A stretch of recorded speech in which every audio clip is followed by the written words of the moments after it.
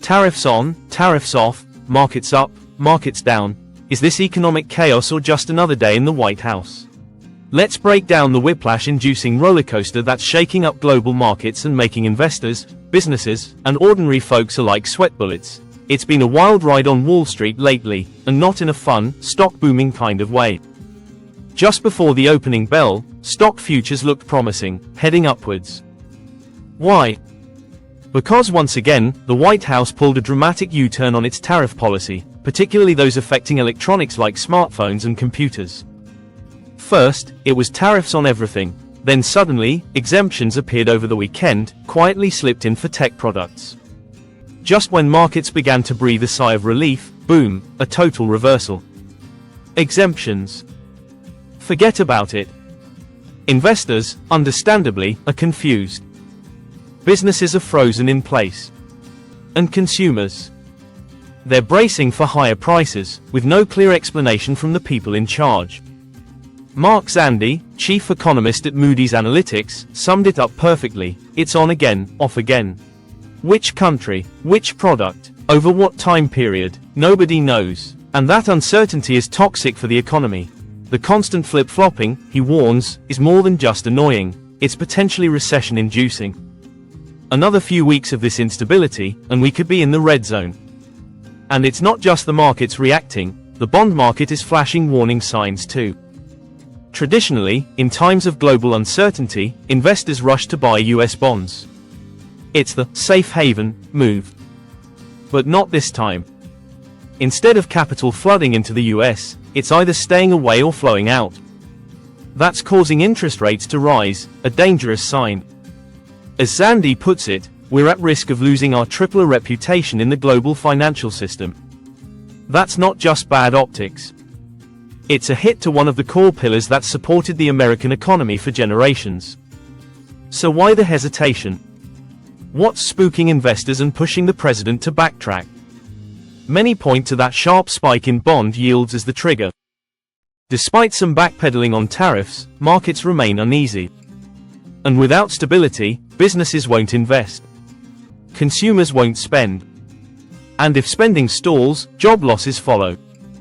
Once layoffs begin, it's often too late, the recession dominoes start falling. Now, throw politics into the mix. There's bipartisan confusion. Even seasoned commentators are shaking their heads. Republican strategist David Urban admits the messaging from the White House is a mess. It's complicated, he says, especially across different industries and countries. And polls back that up. Many Americans feel lost when it comes to the current economic strategy. But interestingly, half of Americans still believe the tariffs might lead to more US manufacturing jobs. They're holding on to hope that this pain is part of a bigger plan, a reboot for American industry. Urban suggests if the administration better explained its broader economic game plan, tying tariffs with deregulation, tax cuts, and lower interest rates, people might be more supportive. On the other side, Democrats smell opportunity.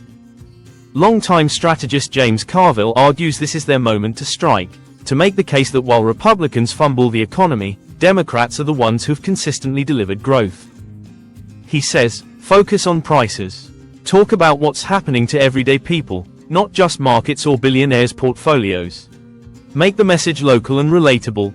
Democratic strategist Simon Rosenberg agrees, pointing out that consumer confidence is at a 70-year low, inflation is biting, and this could be the worst first 100 days for any president in modern history. Still, Urban pushes back, saying this mess wasn't created overnight. The outsourcing of US manufacturing goes back decades. Whether it's steel, aluminum, or textiles, jobs have trickled overseas for generations. Fixing that? It'll take more than a few months, or a few tariffs.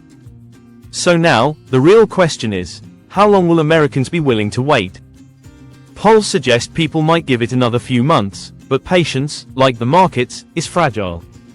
Brain final thought, we're watching an economic high-wire act in real time, with tariffs, interest rates, investor nerves, and political strategy all tangled up in one chaotic performance.